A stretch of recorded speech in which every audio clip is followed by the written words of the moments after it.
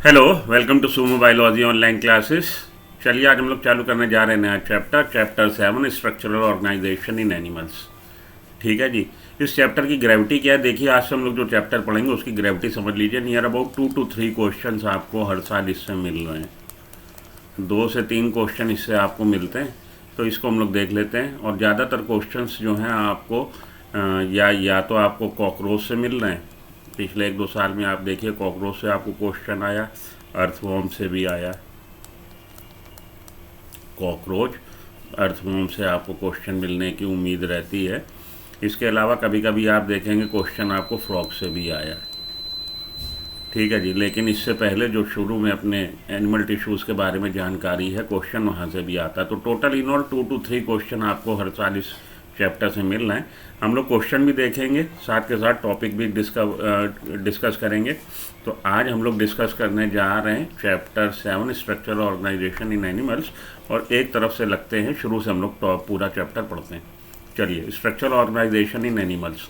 In animals like unicellular organism all function like digestion, respiration and reproduction perform by single cell. आप जानते हैं कि basically RH. Whittaker ने 5 kingdom classification दिया है। और 5 किंगडम क्लासिफिकेशन में आपको मोनेरा, प्रोटिस्टा, फंजाई, एनिमिलिया और प्लांटी, ये इन्होंने 5 किंगडम बताए। मोनेरा आपके प्रोकैरियोटिक सेल का रिप्रेजेंटेशन है। बैक्टीरिया, साइनोबैक्टीरिया, पीपीएलओ इसमें आपको मिलेगा। प्रोटिस्टा यूनिसेलुलर यूकैरियोट का है। फंजाई मल्टीसेलुलर यूकैरियोटिक का है, लेकिन हीटरोट्रॉफ होंगे, फोटो ऑटोट्रॉफ नहीं होते या कीमो ऑटोट्रॉफ नहीं होते। फंजाई हीटरोट्रॉफ होते हैं। एनिमिलिया आपको एनिमल्स और प्लांटी में, प्लांटी आपको ये आपको मिलेगा। प्लांटी जो है हमारा फोटो ऑटोट्रॉफ है, क्लोरोफिल की प्रेजेंस है, फोटोसिंथेसिस करेगा। और एनिमल्स जो होंगे वो हीटरोट्रॉफ होंगे। मल्टी सेलुलर ये भी हैं, मल्टी सेलुलर ये भी हैं। एनिमल्स में मल्टी सेलुलर ऑर्गेनिजम्स ही मिलते हैं। यूनिसेलुलर ऑर्गेनिजम्स जो पहले एनिमिलिया में रखे हुए थे, एनिमल्स में रखे हुए थे, प्रोटोजोआ, वो आज की तारीख में प्रोटिस्टा में प्लेस्ड हैं। तो एनिमल्स में आपको मल्टी सेलुलर ऑर्गेनिजम्स ही मिलेंगे। ठीक है। लेकिन एनिमल्स मल्टी सेलुलर भी हैं, यूनिसेलुलर भी है। हाँ, आज की तारीख में जो एनिमल किंगडम है, किंगडम एनिमिलिया है आर.एच. व्हिटेकर का, उसमें आपको मल्टी सेलुलर ऑर्गेनिज्म ही प्रेजेंस मिलेंगी। तो animals like unicellular organism, unicellular organism आपके कौन से हो गए? प्रोटोजोआ के हो गए। पैरामीशियम हो गया, जैसे आपका हो गया, पैरामीशियम की बात कर लें तो सिलिएटेड या फ्लैजिलेटेड भी जब आप पढ़ेंगे प्रोटोजोवन में, वहाँ पे आपको इसका डिस्क्रिप्शन मिल जाएगा। अमीबा मिल जाएगा।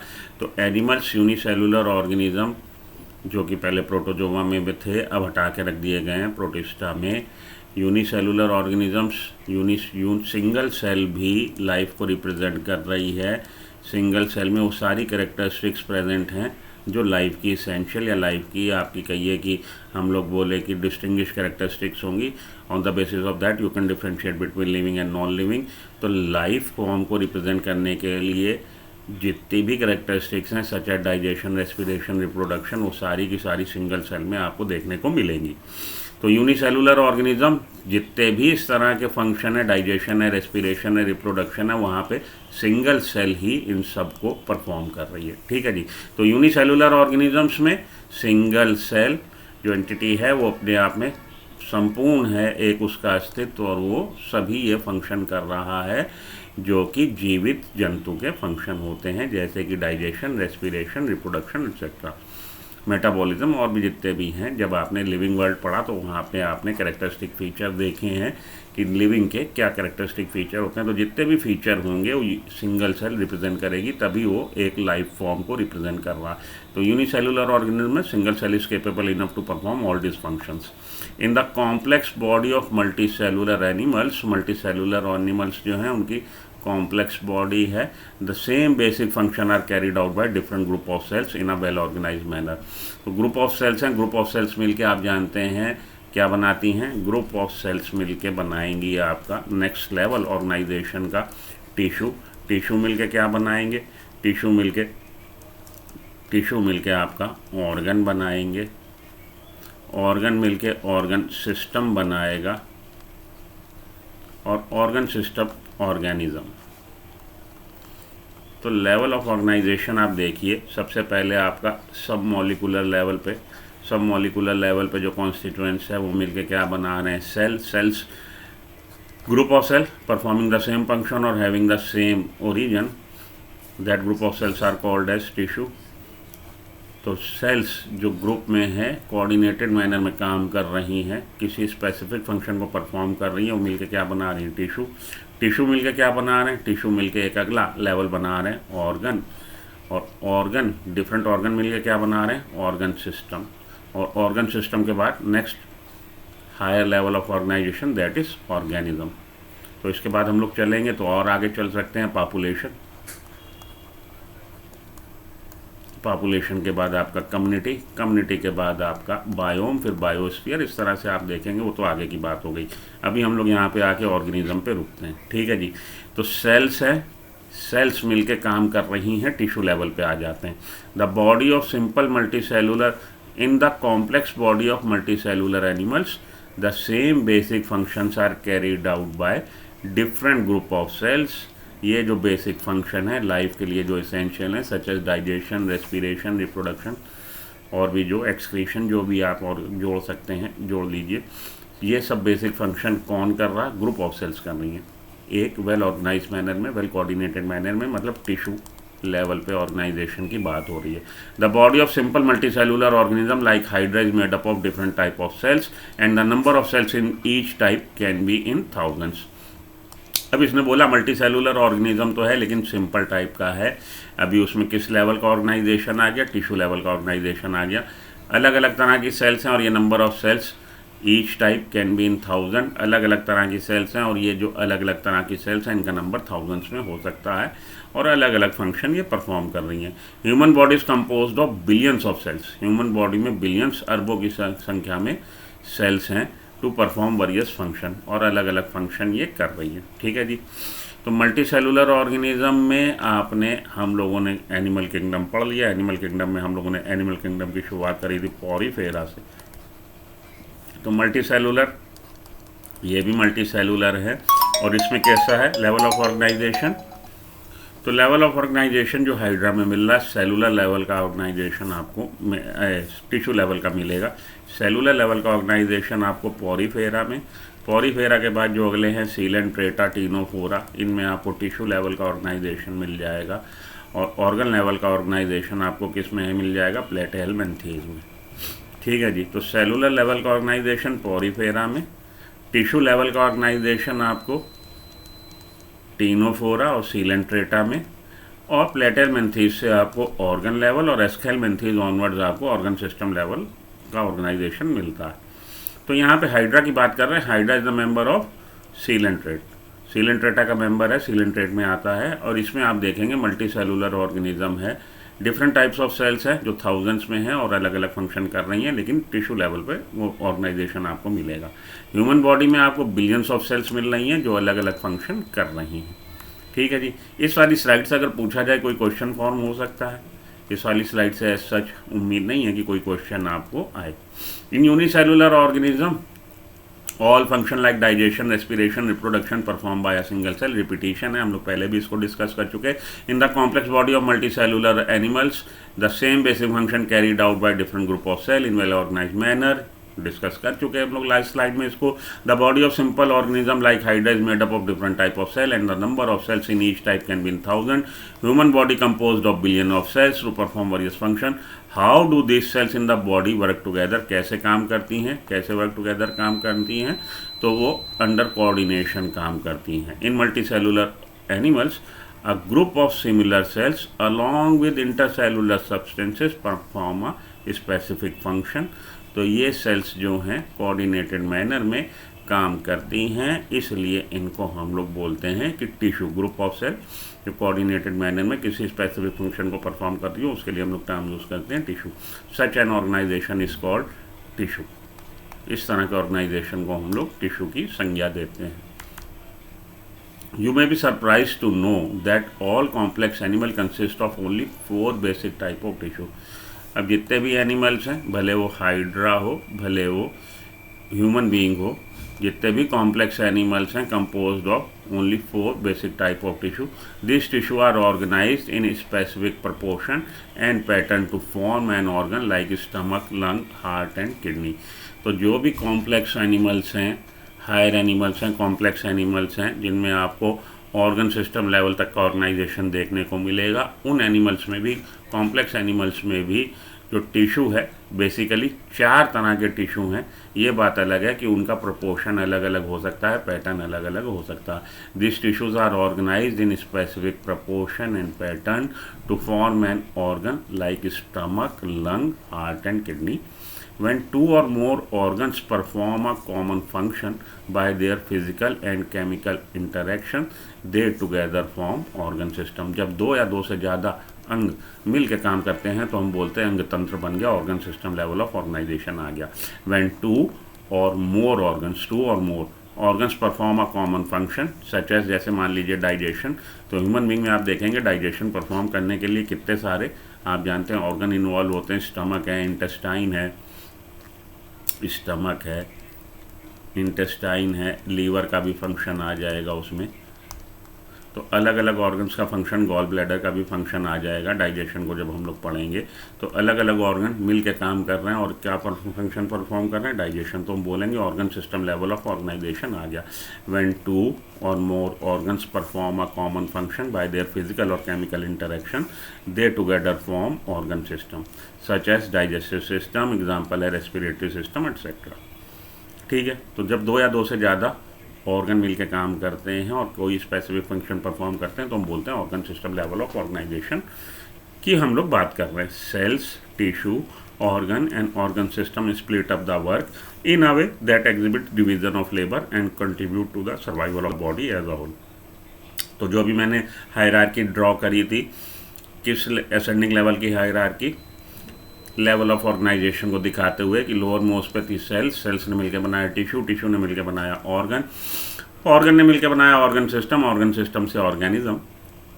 तो इसमें हम देख रहे हैं कि सेल्स हैं, टिश्यू है, ऑर्गन सिस्टम है, इन्होंने बांट लिया है काम आपस में। इस तरह से बांटा है कि डिवीजन ऑफ लेबर कर ली है, श्रम का विभाजन कर लिया कि मैं ये काम करूं, तुम वो काम करो, and contribute to the survival of body as a whole. और अल्टीमेट एम क्या, अल्टीमेट एम है सर्वाइवल ऑफ बॉडी। ठीक है जी, उसको ये लोग फुलफिल करते हैं। अब हम लोग आते हैं एनिमल टिश्यूज़ की बात करें। The structure of the cells varies according to their function. Cells का आपको स्ट्रक्चर देखने को मिलेगा अलग अलग तरह का, अलग अलग तरह की सेल्स अलग अलग फंक्शन परफॉर्म करने के लिए स्पेसिफिक हो जाती हैं या उनका स्ट्रक्चर वेरी करता है। Therefore the tissues are different and are broadly classified into 4 type. तो एनिमल टिश्यूज़ को हम लोग, एनिमल टिश्यूज़ को ब्रॉडली हम लोग 4 तरीकों में, 4 टाइप में बांट सकते हैं। Epithelial tissue, connective tissue, muscular tissue, neural tissue. इस वाले लेक्चर में मैं एपिथेलियल टिश्यू को कवर करूंगा, अगले लेक्चर में कनेक्टिव टिश्यू को, उसके अगले लेक्चर में मस्कुलर टिश्यू को, उसके अगले लेक्चर में न्यूरल टिश्यू को। ठीक है जी, आज हम लोग एपिथेलियल टिश्यू की बात करेंगे। तो बेसिकली कोई भी कॉम्प्लेक्स से कॉम्प्लेक्स एनिमल है उसकी बॉडी में आपको 4 तरह के टिश्यू मिलेंगे, epithelial tissue, connective tissue, muscular tissue, neural tissue. ठीक है, जितना भी कॉम्प्लेक्स हो, इवन ह्यूमन बीइंग जो आपके मोस्ट कॉम्प्लेक्स भगवान की संरचना है इस धरती पे, ह्यूमन बॉडी भी basically made up of 4 type of tissues and this 4 types of tissue can be classified as epithelial tissue, connective tissue, muscular tissue, neural tissue. ठीक है, epithelial tissue is derived from all 3 embryonic layer. ये अब आप वो पढ़ लीजिए, 3 embryonic layer.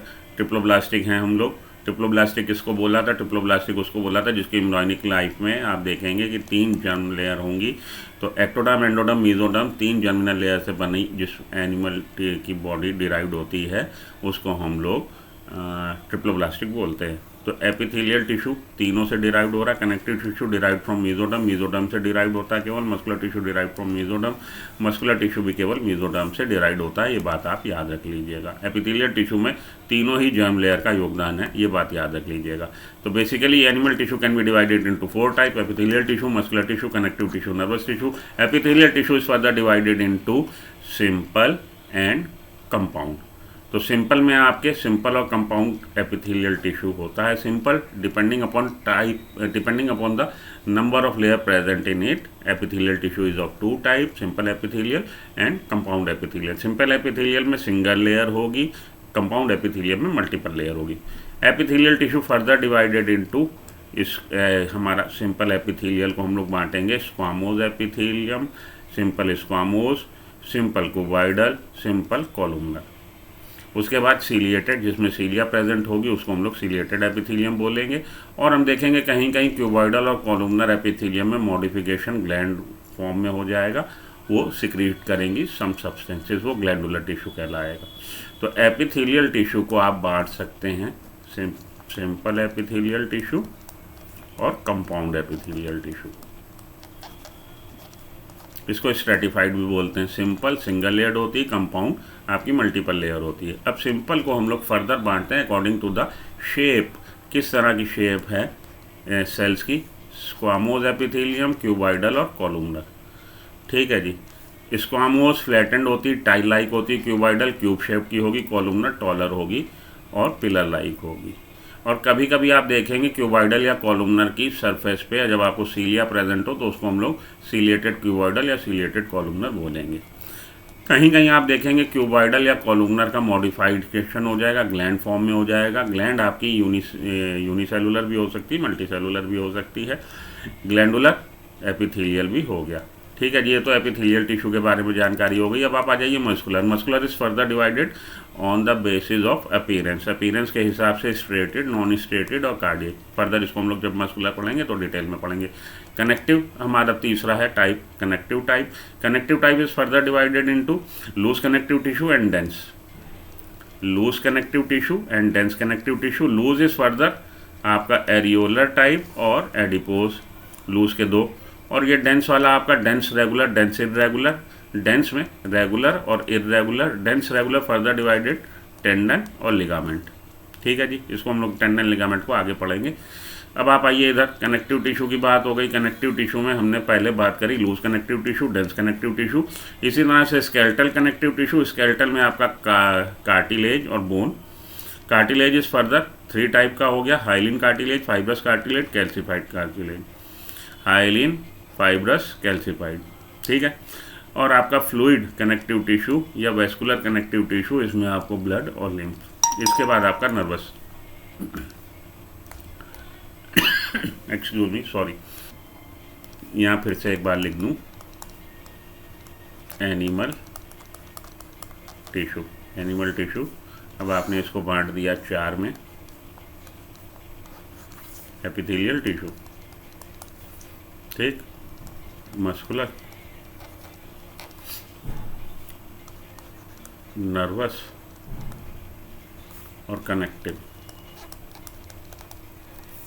Epithelial tissue, epithelial tissue को further आप बांटेंगे सिंपल और कंपाउंड। सिंपल को फर्दर अब आप बांट दीजिए सिंपल स्क्वामोज,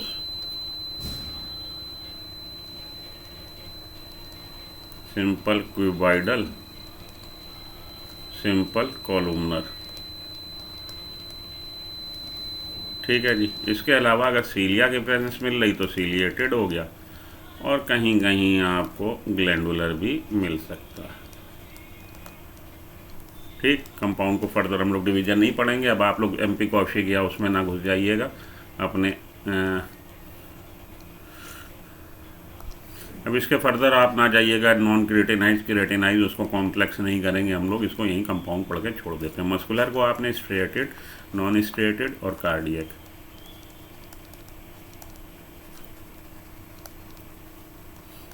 ठीक है जी, इसमें बांट लिया है।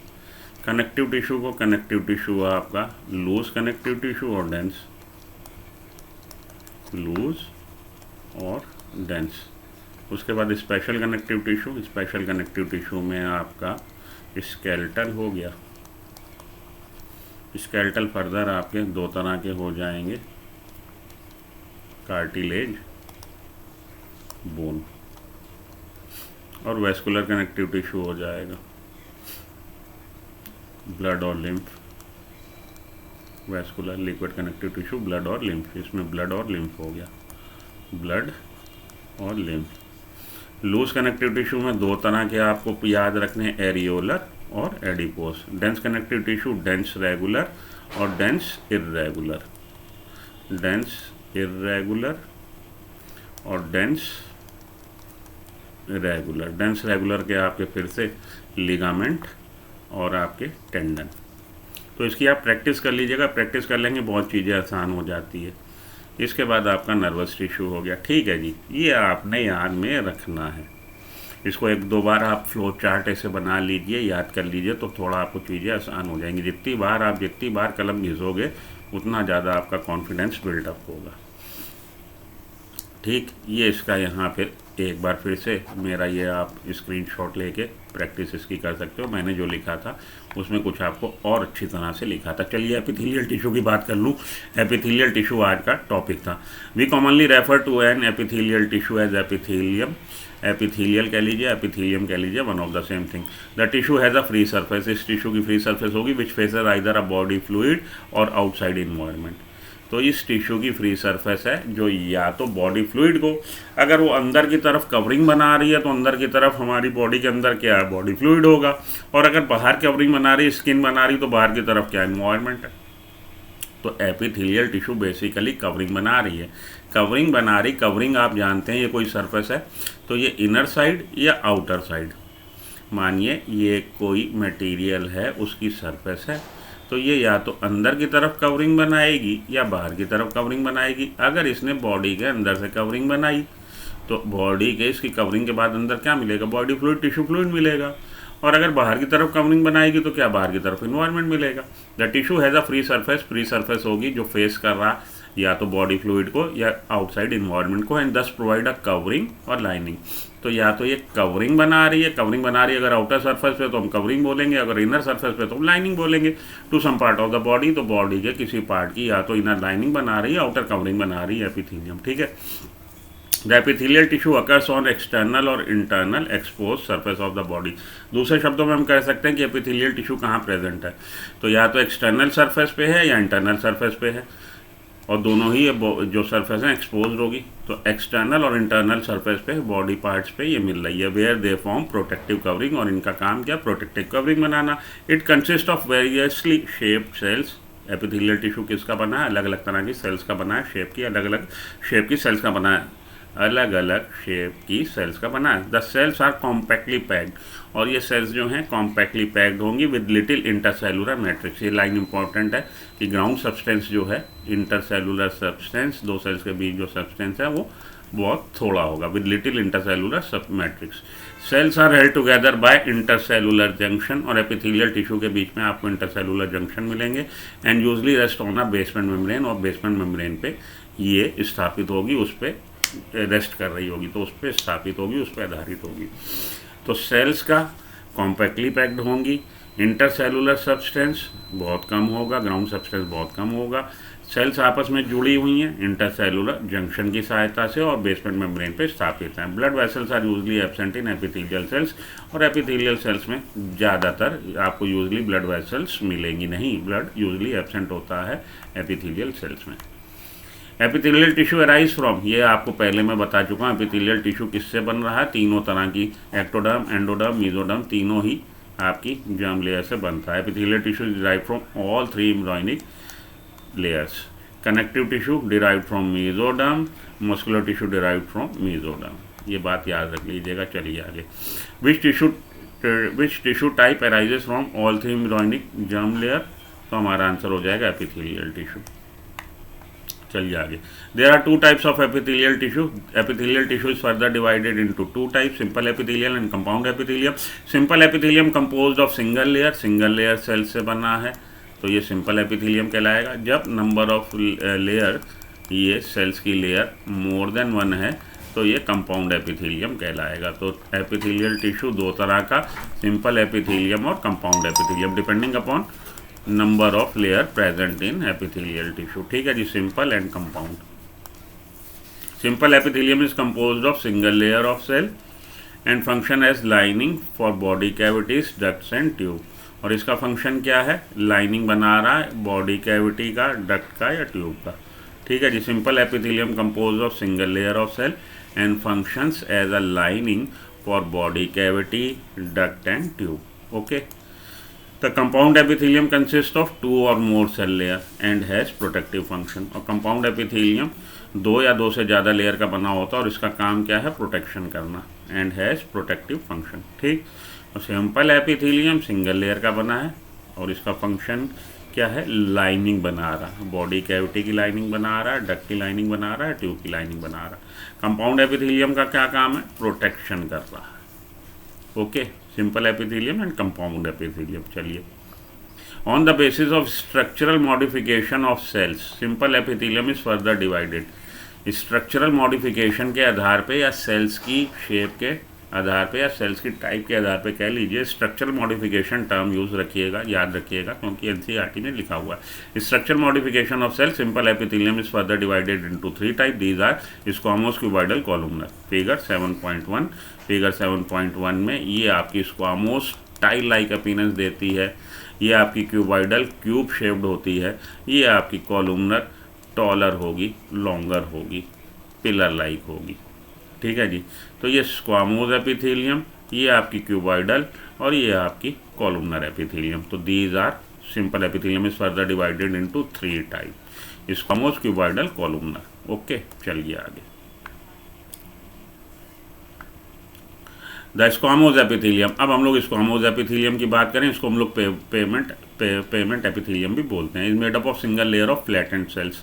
तो flat cells, single layer, thin layer of flat cells की बनी है विद इरेगुलर बाउंड्रीज, जिसकी बाउंड्रीज रेगुलर नहीं है, इरेगुलर है। They are found in the walls of blood vessels and air sacs of lung alveoli.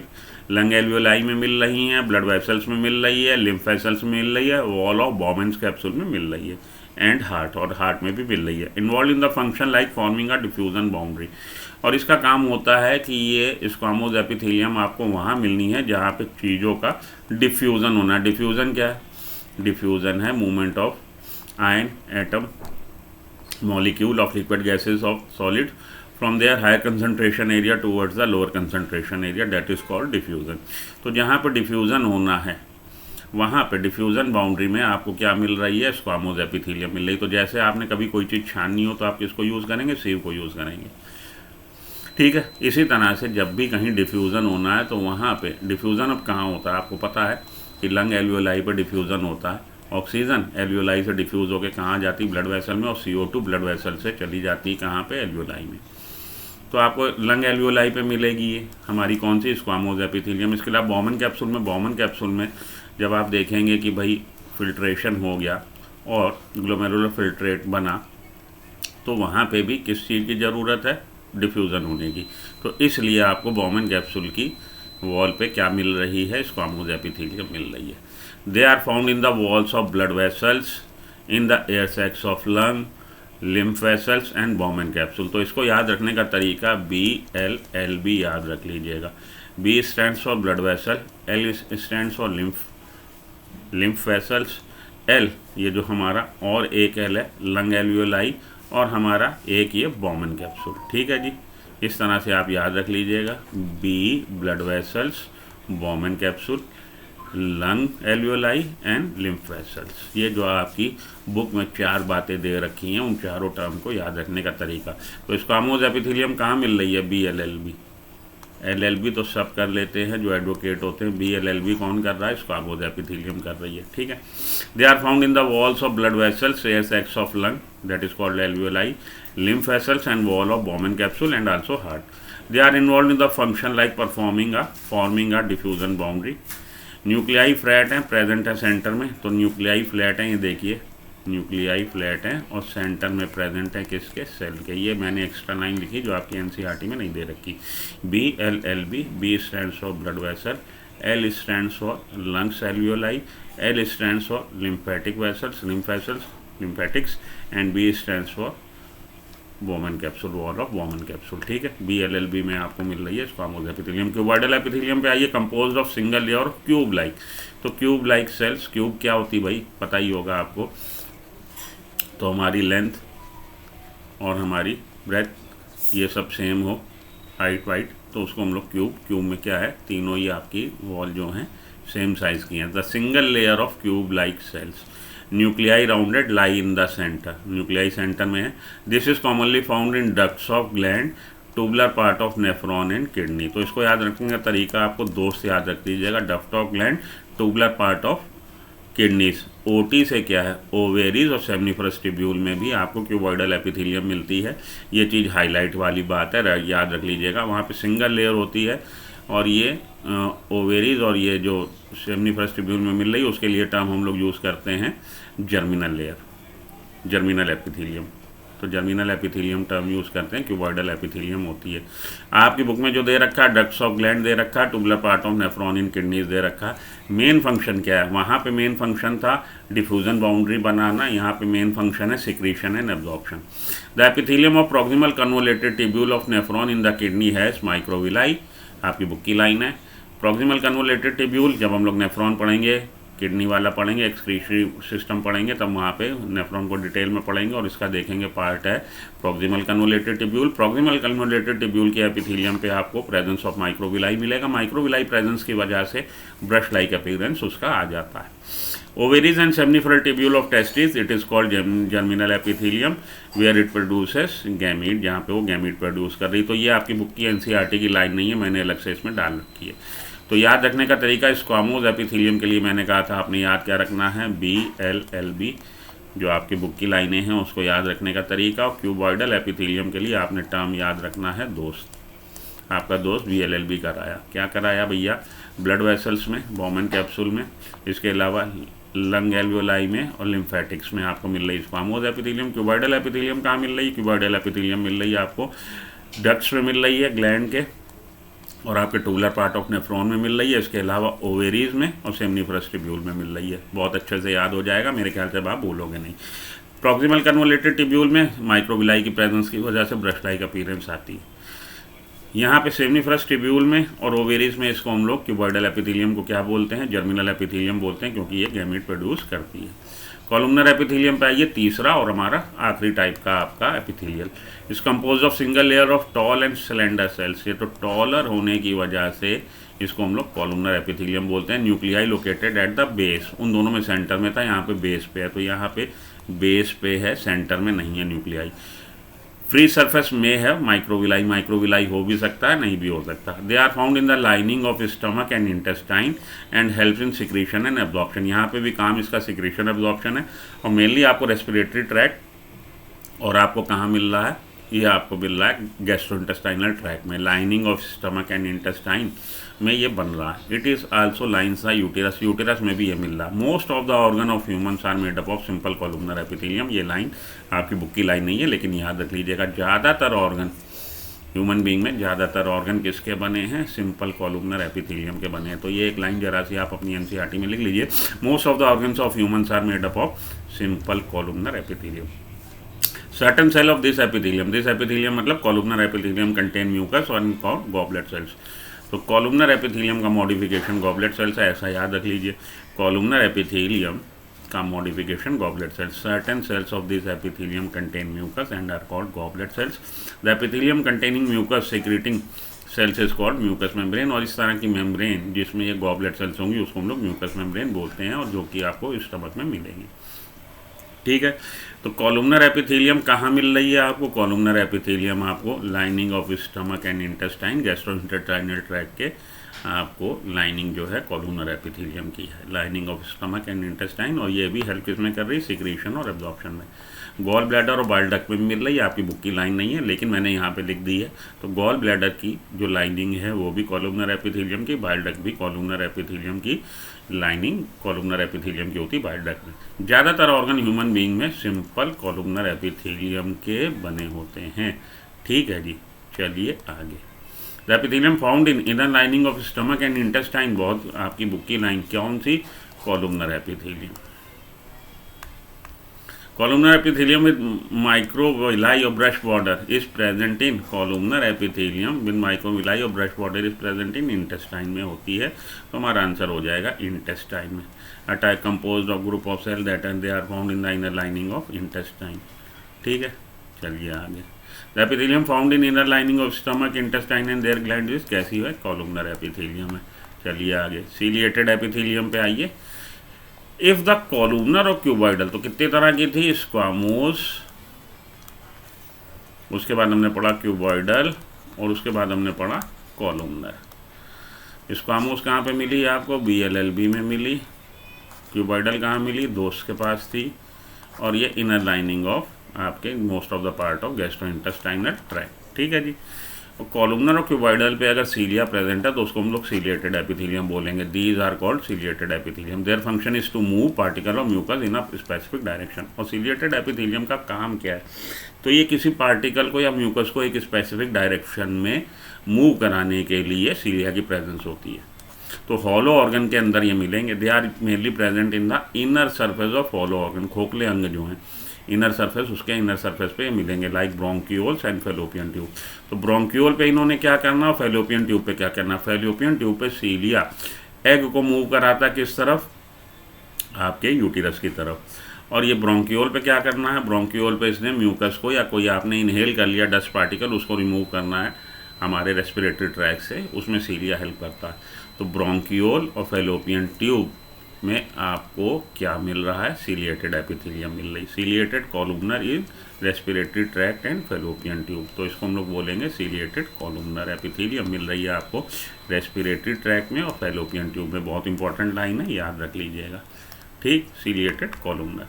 तो ये एपिथेलियल सेल देखिए, अब एक बार फिर से रिवीजन कर ले। सिंपल स्क्वामोस एपिथेलियम BLLB, तो ये कहाँ पे? ब्लड वेसल्स में, बॉमन कैप्सूल में, लिम्फेटिक्स में और लंग एल्वियोलाई में। और क्या करती है? डिफ्यूज़न बाउंड्री बनाती है। तो डिफ्यूज़न अलाउ करती है, फिल्ट्रेशन अलाउ करती है। सिंपल क्यूबॉइडल, तो ये दोस्त में आपका क्या? Ducts of small glands, tubular part of nephron, ovaries, seminiferous tubule. Secretion and absorption इसका काम है। सिंपल कॉलमनर डाइजेस्टिव ट्रैक की लाइनिंग ऑफ स्टमक इंटेस्टाइन, उसके अलावा गॉल ब्लैडर में, बाइल डक्ट में और अपर रेस्पिरेटरी ट्रैक में। इसका काम क्या है? इसका काम भी आपका एब्जॉर्प्शन करना है, सिक्रीशन करना है। सिक्रीशन एब्जॉर्प्शन इसका भी काम है। ठीक, चलिए आगे चलें। कंपाउंड एपिथेलियम पे आ जाइए। अब सिंपल की बात हो गई, तो ये यहाँ पे आइए। Some of the columnar cuboidal epi cell get modified for secretion and called glandular epithelium. Columnar और क्यूबॉइडल कई बार मॉडिफाइड होकर ग्लैंड फॉर्म बना देती है, ग्लैंडुलर हो जाती है, उसको हम लोग ग्लैंडुलर एपिथेलियम बोलते हैं। They are mainly of two type. दो तरह की आपको ग्लैंड देखने को मिलेगी, यूनिसेलुलर और मल्टीसेलुलर। यूनिसेलुलर का एग्जाम्पल आपकी गॉबलेट सेल है, जो आपकी किस में मिल रही है? म्यूकस सिक्रेटिंग है, एलिमेंट्री कैनाल में मिल रही है। एंड मल्टीसेलुलर है, multicellular consisting of cluster of cell, group of cell. तो ये सलाइवरी ग्लैंड्स इसका एग्जाम्पल है। ठीक है जी।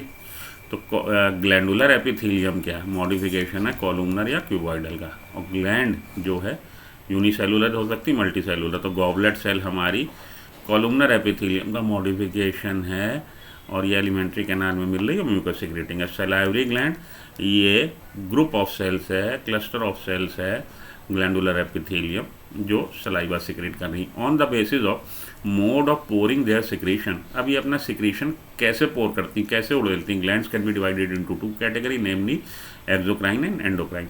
तो पहले तो आपने ग्लैंडुलर एपिथेलियम ग्लैंड फॉर्मेशन देख लिया कि एपिथेलियल का मॉडिफिकेशन आइदर क्यूबॉइडल और कॉलमनर। ग्लैंड जब वो सिक्रीशन करने लगा किसी चीज़ का तो ग्लैंड हो गई। अब ग्लैंड को फर्दर ये बता रहा है कि उनके पोरिंग जो सिक्रीशन है वो कैसे पोर कर रही है, इस हिसाब से एक्सोक्राइन और endocrine. Exocrine gland secrete mucus, saliva, earwax, oil, milk, digestive enzyme and other cell products. These products are release through duct. तो डक्ट, ग्लैंड्स विद डक्ट, ऐसी ग्लैंड जो अपना सिक्रीशन रिलीज कर रही थ्रू डक्ट, वो कहलाएंगी exocrine gland. और ऐसी gland जो अपना सिक्रीशन रिलीज कर रही हैं, मान लीजिए उनका सिक्रीट करने का तरीका जो है आइदर डिफ्यूज़न और या तो पूरी सेल डिसइंटीग्रेट हो जाए, डक्ट ना हो, तो उस तरह की सेल्स को हम लोग बोलते हैं एंडोक्राइन ग्लैंड्स। इस तरह की ग्लैंड्स को हम लोग बोलेंगे एंडोक्राइन ग्लैंड। तो ग्लैंड फर्दर दो तरह की on the basis of how they pour their secretion, कैसे अपना सिक्रीशन पोर कर रही है, एक्सोक्राइन ग्लैंड और एंडोक्राइन ग्लैंड। एक्सोक्राइन ग्लैंड का डक्ट वाली ग्लैंड होगी और इसका एग्जांपल है म्यूकस सिक्रेटिंग जो हमारी ग्लैंड है, गॉबलेट सेल्स हो गई, सलाइवरी ग्लैंड्स हो गई, ईयरवैक्स हो गई, सिबेशियस ग्लैंड हो गई, मेमोरी ग्लैंड्स हो गई, डाइजेस्टिव एंजाइम सिक्रेट करने वाली जो ग्लैंड्स हो गई, उनमें डक्ट होगा और अपना सिक्रीशन वो वाया डक्ट उड़ेल रही है। और कुछ ऐसी ग्लैंड्स हैं जिनमें डक्ट नहीं है, डक्टलेस हैं, तो वो अपना secretion, these products are release through duct. तो डक्ट वाली अपना प्रोडक्ट रिलीज कर रही डक्ट से। In contrast endocrine gland do not have duct, endocrine gland का डक्ट नहीं होगा। Their product called hormones are secreted directly into the fluid bathing the gland. तो ये अपना सिक्रीशन रिलीज कर रही हैं उस फ्लूइड में जिसमें वो डूबी हुई हैं, जिसमें वो नहा रही हैं, जिसके उस ग्लैंड के इर्द गिर्द जो सोल्यूशन है उसमें, जो फ्लूइड है उसमें वो अपना सिक्रीशन रिलीज कर रही हैं। ठीक है, तो ग्लैंड दो तरह की, एक्सोक्राइन और एंडोक्राइन। कंपाउंड एपिथेलियम पे आ जाइए अब। Made up of more than one layer, एक से ज़्यादा लेयर की, जो हम लोग पहले बात कर चुके हैं। And this has a limited role in secretion and absorption, क्योंकि एक से ज़्यादा लेयर है तो इनका सिक्रीशन या एब्जॉर्प्शन में कोई रोल नहीं है, बहुत लिमिटेड रोल है। देयर मेन फंक्शन क्या है? Provide protection against chemical and mechanical stress. तो स्ट्रेस से प्रोटेक्शन देना उनका फंक्शन है। स्ट्रेस कैसा हो सकता है? केमिकल हो सकता है, मैकेनिकल हो सकता है। They cover the dry surface of skin, the moist surface of buccal cavity, pharynx, inner lining of duct of salivary glands and pancreatic duct. ये लाइनें याद रख लीजिएगा, आपकी एनसीईआरटी की लाइनें, यहीं से क्वेश्चन वो लोग बना देते हैं। तो ड्राई सरफेस स्किन पे मिल रहा, मॉइस्ट सरफेस बक्कल कैविटी में मिल रहा, फेरेंक्स पे मिल रहा है, inner lining of duct of salivary glands and pancreatic duct. तो बीपी यहाँ मैंने लिखा है, BP buccal cavity, pharynx, duct of salivary gland या पैनक्रियाटिक डक्ट की लाइनिंग में आपको मिल रही है कौन सी? Compound epithelium. Moist surface of buccal cavity, dry surface of skin, skin की ड्राई सरफेस पे आपको कैसी मिल रही है? Compound epithelium. मॉइस्ट सरफेस आपको बक्कल कैविटी क्या मिल रही? Compound epithelium. फेरिंग्स में क्या मिल रहा है? Compound epithelium. Duct of salivary gland में क्या मिल रहा है? Compound epithelium. And duct, pancreatic duct में क्या मिल रहा है? Compound epithelium. इतना याद रख लीजिए, काम चलेगा, ज़्यादा डेप्थ में ना जाइए। स्ट्रेटिफाइड ये सब छोड़ दीजिए, पहले बहुत आता था, ये सब रटने की ज़रूरत सॉरी नहीं है। आगे चलता हूँ, सब ये छोड़ दीजिए। Lining of trachea is made up of, इसको याद रख लो यार, क्या जा रहा है। Lining of trachea is made up of with ciliated pseudo stratified column. हालांकि अब पूछा नहीं जाता, छोड़ दो, पहले की बातें हैं।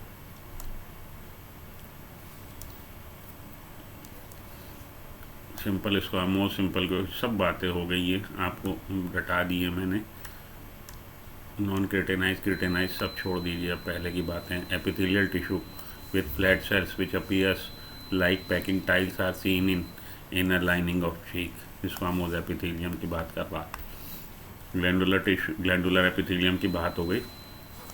On the basis of glandular glands को हम लोग बांट सकते हैं on the basis of number of cells. दो तरह की आपकी, यूनिसेलुलर और मल्टी सेलुलर। यूनिसेलुलर का एग्जांपल आपका goblet cells of alimentary canal, multi cellular का एग्जांपल सलाइवरी ग्लैंड्स। ठीक है जी।